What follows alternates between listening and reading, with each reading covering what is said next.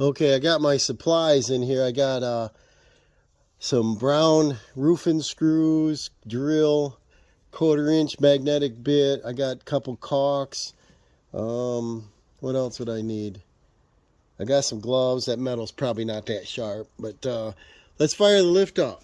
I rinsed it off when I did the chuck with a pressure washer. Hopefully it'll start.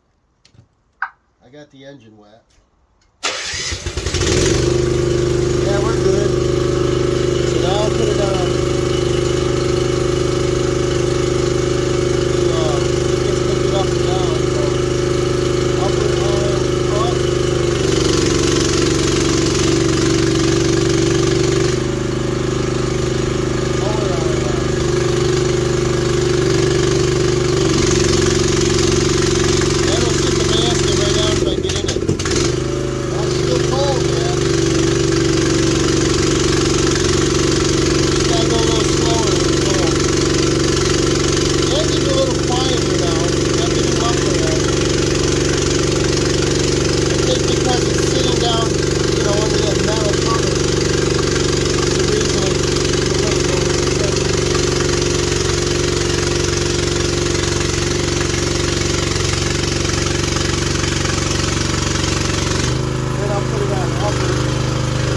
Climb in here.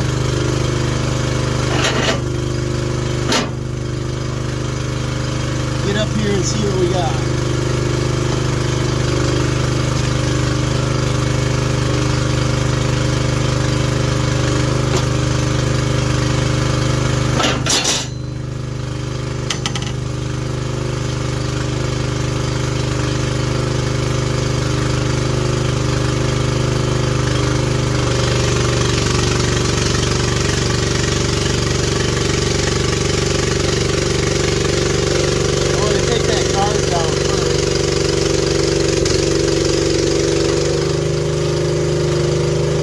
For the ride here.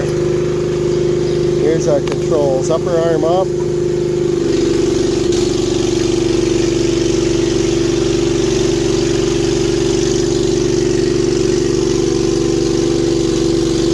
Yeah, I can see a little damage over here. And then those rotate over.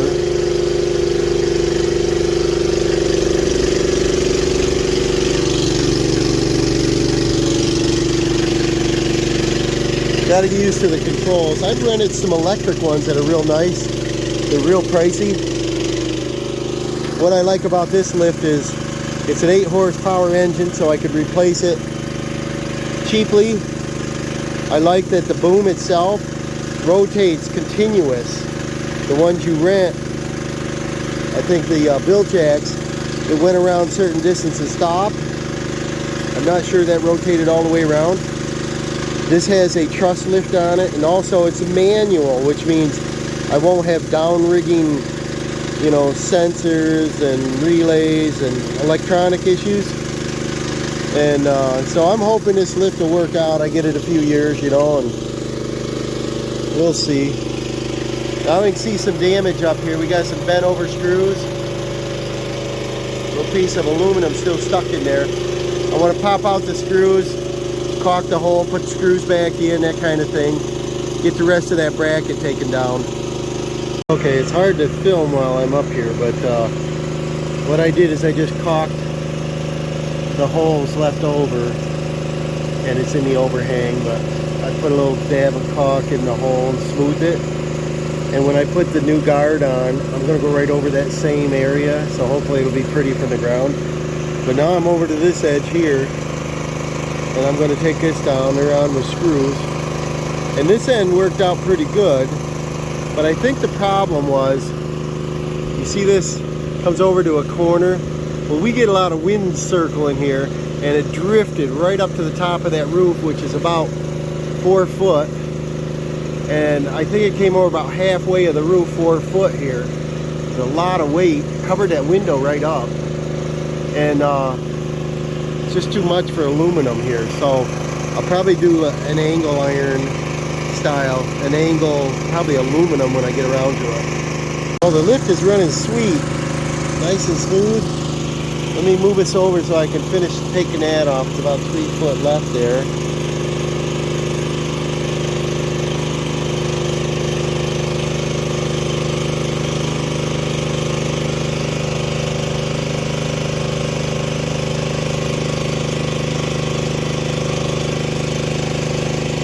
So I can reach it all.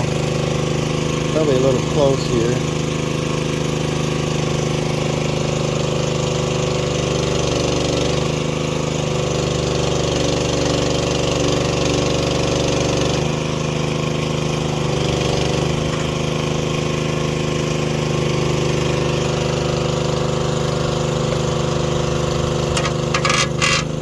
Get this aluminum up out of the way without any more scratching.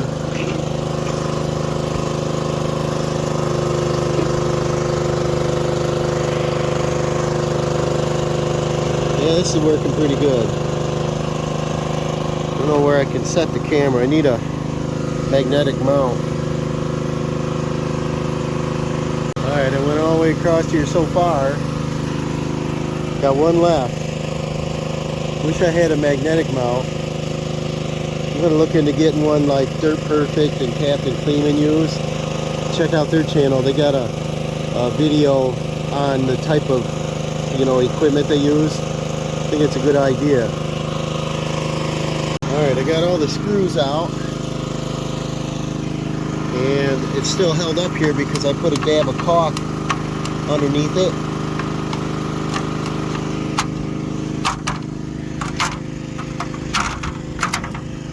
Toss this down.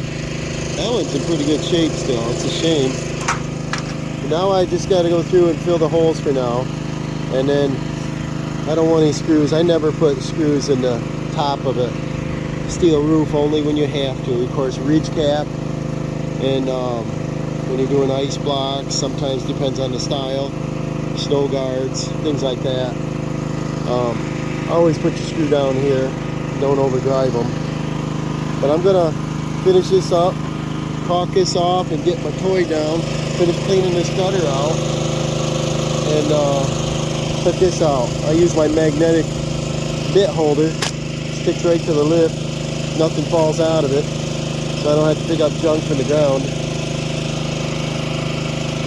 I think it's a good idea. I try to use that on everything I'm working on. Well, good thing I was cleaning out the gutter while I'm up here. Here's a missing screw. These two screws are out. And our downspout unhooked.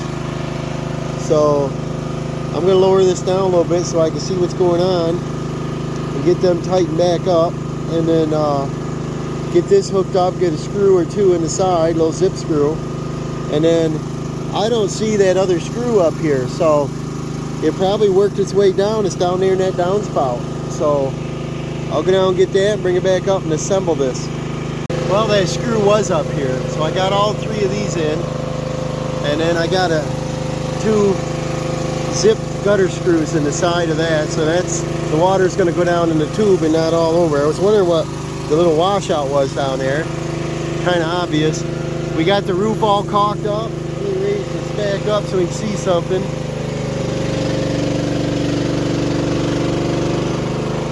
So we got this all fixed for now. Doesn't look bad from the ground. I had to get out and get some screws, but I'm going to put the snow guard probably back in the same spot. I may have to go up and do another one at 6 foot or something. You know, you end up with two of them, and you're probably better off than everything coming down hitting the first one. But gutter's cleaned out, everything's all set, so this little project's done. The lift worked out great. This thing's running good. Runs real smooth now. So I'll still probably flush out the gas. Put in fresh gas, drain the carburetor bowl, get any, smudge out of that. Make sure I'm running high test. The man I bought it from said he used high test, but I know what people say and what they do. But as long as it doesn't have water in the gas, you don't want to be up in the air and have any engine trouble. So let's get this back down on the ground. Well, as I'm ready to put the lift down, I'm running up here so I can get a good view. I'm up probably 30 feet. Our upper arm is level, so I think I got another 20 to go. But I want to inspect the roof while I'm up here and everything on this side. It's complicated over on the other side of the roof. We've got you know, this is like a salt box contemporary. It goes out to points in the bedrooms and then around the chimney and back and then over the sun porch. It's kind of a complicated roof design. But I wanted to see this side. Check out the boot up there, looks good. One little stick up there. This roof section here is 60 feet long. That's a lot of roofing. And then this one here, I believe was, I gotta remember now, it was 6 is, I think it's 28 or 30. That's quite a lot of roof in there. But that all looks good now.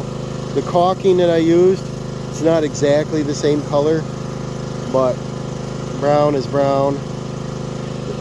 Excuse me. I think once I get the snow guards and decide if I'm putting them back up or if I'm only going to do them over the doorway, I might end up just letting that snow fall off over there. And otherwise I might put a snow guard across here, skip about 3 or 4 purlins and go up and do it again. And probably use angle aluminum this time, some thick gauge, 1/8 inch or something anyway. Because, you know, the soft aluminum I had just isn't going to make it. So, well, thanks for watching. I'm making excuses to stay up here and play around on the lift, but I'm going to move on to another project.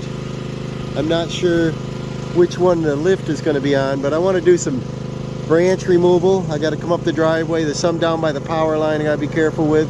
Got some over the sun porch, up along the driveway. We had some trees come down over the winter months, and so you got to worry about that, you know, what's under them. But check out the lawn. It's starting to turn green. The daffodils popped open this morning. Check that out. Awesome. And the little garden pond we got there, little fountain. And then over here by the truck, the last bit of snow, it's 80 out right now, supposed to be 84 today, is under that little dirt right there. That's where I pushed it up with a blade, and I moved that dirt a little bit. We got about 1 foot of snow in that pile yet.